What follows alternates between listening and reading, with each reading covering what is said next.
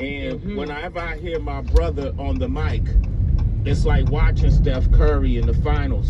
It's like watching Michael Jordan play against the Utah Jazz. It's like watching LeBron James come back from a 3-1 deficit, which I hate because he did it against the Warriors. But you gotta mention it. But you gotta mention it. And so whenever I hear my brother rap, or when I hear him speak, or when I see him on stage, my algorithm is full of clips from this magnificent, electrifying artist who has never slowed down, and we're celebrating over 3 decades of him being a solo artist. And now we're celebrating a new conceptual project that is just unheard of right now in 2026. I'm talking about the legendary one, the iconic one. Citizens, we have him on the line right now, one of hip-hop's finest, the one, the only, Busta Rhymes. Busta Rhymes! Yo! Bus! What's good, y'all? Grand Rising. Grand Rising. Hey! What's up? Bus, how you feeling, brother? Thank you for calling in today. I know it's... what part of the world you in, Bus? I'm in New York. Oh, you're in New York, so it's a little later in New York than it is here. Unfortunately, we couldn't do this live, but we're live on the air, but we couldn't do it live in person. I want to welcome you to the show. Give it up for Busta Rhymes. Yes, sir, the one and only. First off, man, I want to congratulate you, dude, on over 3 decades of excellence. This year you have a lot of anniversaries you're celebrating, but 30 years since being a solo artist and 35 years overall of coming into the game with Leaders of the New School, man. That deserves a round of applause. I got to ask you, brother, how does it feel to have this kind of longevity right now, Bus? It feels good because we still, shaking shit up and having fun, and we still love it, and it's really like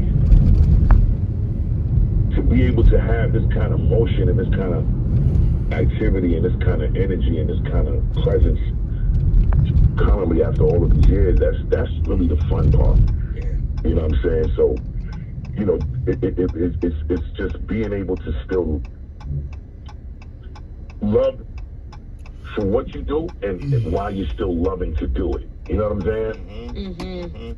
Yeah, that could get lost. Right? Yeah, that's a fact, and that's the reason why I'm pointing that out, because obviously ain't nothing promised, and we have seen a lot of our greats unfortunately not be able to continue to evolve and sustain, and I'm just super grateful that ain't nowhere in the immediate or long-term trajectory for the fucking Dragons. You better talk your shit, bud.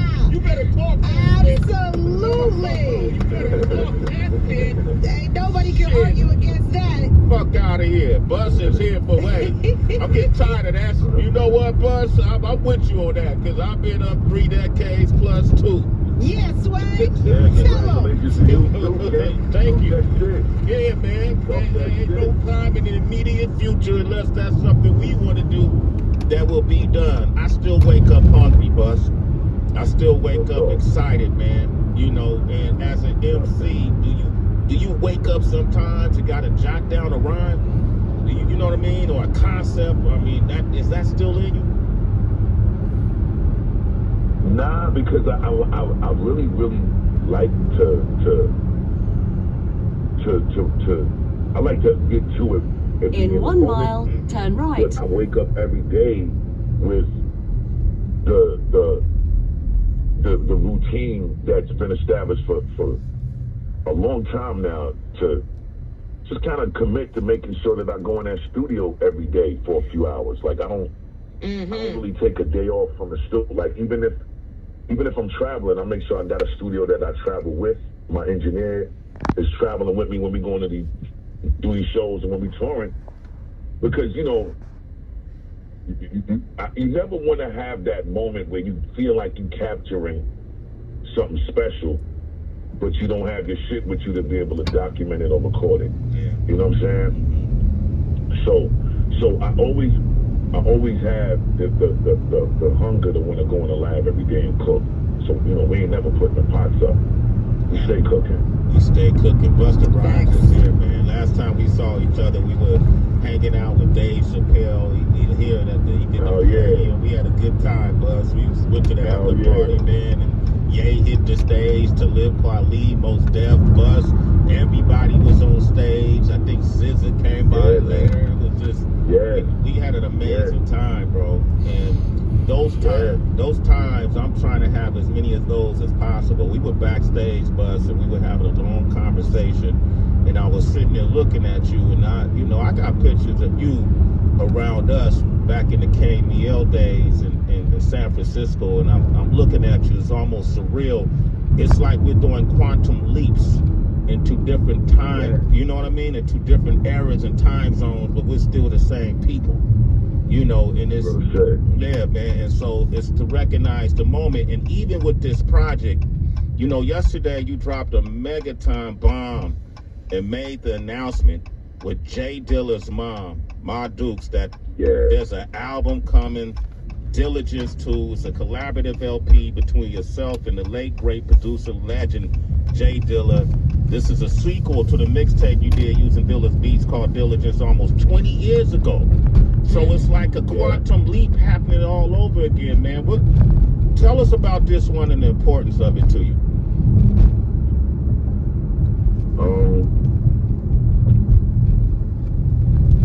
Anything that I do with Dilla is important to me because it's something about his music that it just it inspires me to go places creatively that I don't think any other producer does in the same way that his music does. And the music he is left behind and left with me. There's so many pieces of moments in each Dilla beat that captivates me in a way that makes me always, it don't matter how long I sat on the beat or how long I've had the beat, at some point I'm gonna get to it if it captivates my soul in that way. So that's the first thing. I'm just a Dilla fan forever. Yeah. Right? Second thing is, I think the timing was just divine, you know what I'm saying? Because I didn't really plan on doing another Dilla project. I was actually working on another project, and I was pretty much coming to the completion of it. And me and Dilla Moms, we had a nice conversation towards the end of last year. I believe it was sometime in November.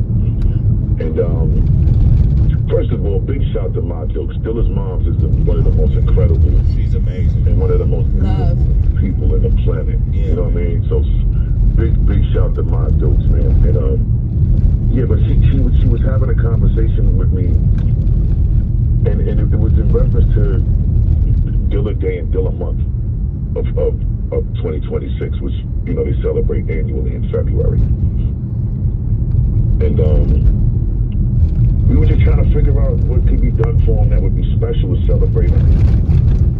Because I've actually never been a part of any of the Dilla Day and Dilla Month celebrations since he transitioned. Just because most of the time it's schedule conflict. But this time I just wanted to make sure that I did something special because this was the 20-year anniversary of his transition. And you know, me and his mom finished talking. It was really just about what could I do that would be an eventful thing.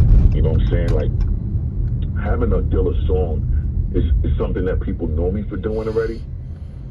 But a Dilla album, I felt like it would really